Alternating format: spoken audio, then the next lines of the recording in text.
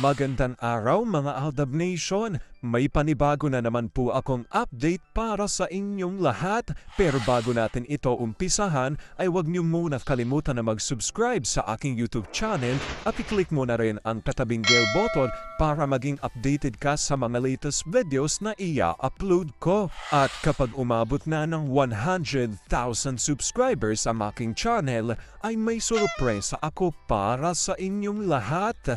Alam kong excited na kayo, kaya naman ngayon, umpisahan na natin ang ating kwentuhan. Ang pag-uusapan natin ngayong araw na ito kung saan May Chard is spotted sa kanilang Quezon City house. Ito raw pala ang bagong bahay sa Quezon City ng May Chard. Talagang mag-asawa ang datingan ng dalawa. May Chard's QC house, ito na palang bagong bahay ng May Chard. Gano'n ito katotoo at may sapat nga bang ebidensya ang makakapagpatunay rito? Well, yan ang ating aalamin at pag-uusapan ngayong araw na ito. Pero bago ho yan, ay bibitinin ko muna kayo ng kaunting-kaunti lamang kung saan magbasa muna tayo ng mga nakakatuwang post ni My name is Theo01 sa Twitter. Kaya naman wag na natin patagalin pa.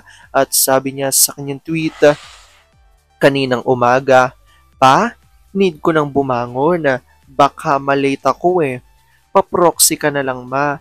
Ito naman baka magtampo sa akin. Masakit ang katawan mo, dito ka lang.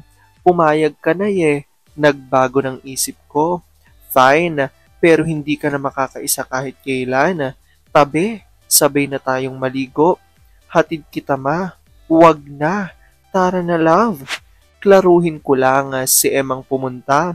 Medyo weak lang ang aura niya dahil alam nyo na, sinagad ng sobra ng mister na ewan ko ba kung ano pa ba ang gusto niyang patunayan sa mga taong nandun. Ipinapakita niya talaga ang ebidensya ng pagsisid niya magdamag.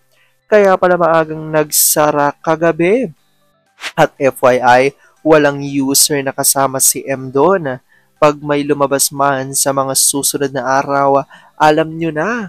Tapos ng pag-e-edit nila at hinihintay ni A sa kotse si M ng ilang oras hanggang matapos sa loob.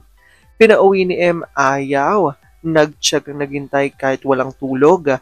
Ganon kabaliw sa asawa. Alam ko, tuwan-tuwa ako kay sa ating binasa pero ngayon pag-uusapan na natin ang ating main topic.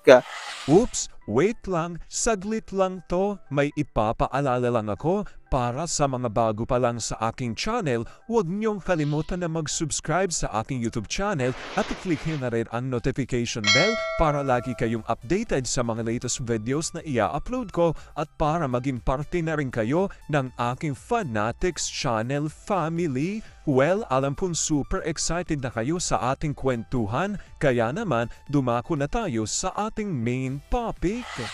Gaano nga ba katotoo na ang May Chard ay spotted sa kanilang di manoy bagong bahay sa Quezon City? Ito na pala ang bagong bahay nila sa Quezon City at talaga namang makikita na mag-asawa ang datingan ng dalawa. Gaano ito katotoo at may sapat nga bang ebidensya makakapagpatunay rito? Well, yan ang ating aalamin at pag-uusapan ngayong araw na ito. Alam kong super excited na kayong malaman yan, kaya naman huwag na natin patagalin pa.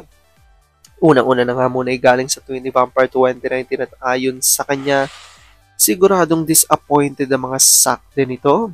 Hindi pa na ipapalabas ang movie ni Alden at saka nga niluluto na ng GMA kung anong klaseng pakulo ang gagawin kay Alden at sa retokada nila.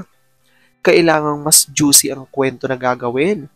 Palaban pa man din ang retokadang yan.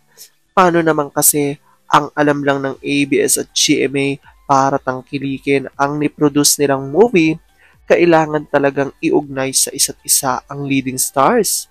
Bakit hindi i-promote ang movie based sa storyline at kung gaano kagaling ang mga gumaganap? Mga obob kasi ang nagpapatakbo ng kumpanyang yan. Nung una kong nadinig ang palayaw na Dalmatian, sabi ko, bakit Dalmatian? Yun pala, ang balat sa braso ay hindi pantay. Parang kulay daw ng asong Dalmatian.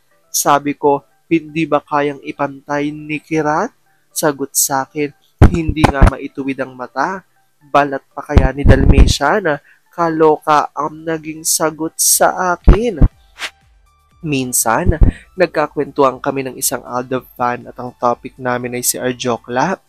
Sabi sa akin na since nagbubutas lang naman ang upuan ng bakla, manggagatsilyo na lang siya ng kumot at ipapamigay. At least, may pakinabang ang mga bumoto sa kanya. Palaging absent pa siya. Dapat bawasan ang pinapasweldo sa baklang to kasi ang tamad pumasok. Malamang magmuni-muni sila ni Ench, ang love of his life. Sabi ni Olive Kanayama, yung kalakaran ng show business, create ng sarili nilang delusion na noon ay click sa mga tao. But now, hindi na yan uubra.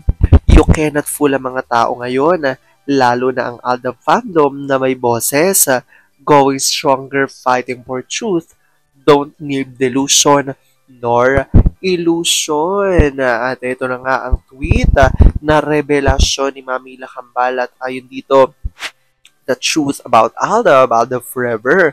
Again, the QC House, Aldab pa rin. At kalakip nga ang dalawang litrato na ito na makikita natin. Actually, ito pong picture na ito ay may katagalan na. Itong, especially the picture of Maine kasamang mga taong ito. Kaya dito sila mapapansin nyo na naka-face mask, di ba, ang mga tao. Pati si Maine Mendoza dahil nga ito ay picture pa noong panahon ng pandemic. Actually, ito, alam ko nung panahon na to, kung hindi ako magkakamali, ito yung kinoconstruct pa lang yung bahay ni Mengay na pinapagawa sa Quezon City na ayon nga sa marami mga Aldab Nation ay hindi lang daw ito bahay ni Meng dahil nga ayon nga sa marami mga Aldab Nation ay bahay nga raw ito ng Maychard ayon sa kanila. Ito yung panahon na talagang busy-busy si Meng na inaasikaso ang pagpapagawa ng kanyang bahay at paglilinis sa kanyang bagong bahay upang ito ay kanyang malipatan. Ngunit ngayon nga, may lumalabas nga, di ba, na litrato naman. Ito ni Alden, makikita nyo dito na siya nga yung nakatalikod na nakasandong white dito sa lugar na ito at kapansin-pansin nga raw kung titignan natin yung background talagang meron ngang similarity, 'di ba? Meron ngang posibilidad na tila iisang lugar nga daw ito ayon sa mga Aldab Nation. Makikita dito may mga arrow nakaturo dito sa footsteps na design ng garden ay makikita na kahalintulad din nung nasa likod ni Alden. At makikita rin na ganun din yung design ng bakod sa likuran ni Mengay, ganun din ang design sa bakod na nasa left side o right side ni Alden na makikita rito sa picture. So, syempre, ito nga talaga namang nagtugma na ipinapakita ng mga Aldab Nation na itong araw ay isa sa talagang matinding patunay na nakatira ang Maychard di umano sa isang bubong. At ito nga ang pinaniniwalaan na di umano ay bagong bahay ng Maychard sa Quezon City. Dahil nung panahon na ito, nagpapagawa nga si Mengay ng kanyang bagong mansyon. Na balita nga ito, di ba, sa Quezon City. At naniniwala ang marami mga Aldab Nation na hindi lamang ito bahay ni Mengay, kung hindi di umano ay bahay ito ng Maychard family. At ito nga ang isa sa pinangahawakan ng marami mga TBADN na litrato na talagang iisa lamang ang bahay na tinitiran nga raw ng Maychard ayon yan sa maraming mga Aldab Nation. Well, alam ko nga dahil din dito marami talaga sa inyo ang naniniwala, di ba, na ito nga ang bahay di umano ng Maychard at silang kininirahan kasama na ang kanilang di umano ay mga anak. Well, i-comment down below nyo dyan guys kung ano po opinion nyo patungkol dito at kung agree ba kayo at good vibes ang naging hatid ng ating balita for today. Alam ko dahil dito marami sa inyo mas lalo ngayong kumakapit at naninindigan ng Aldab Maychard is real, pero sabi nga natin na kahit na ano pa man na magdesisyon din ang Aldab at Meng sa kanilang buhay, karera at buhay pag-ibig ay kailangan natin sila supportan, kailangan natin ito tanggapin ng buo dahil yun ang kanilang deserve. At yun ang aking update for today's video. Maraming salamat mga Aldab Nation. Ingat!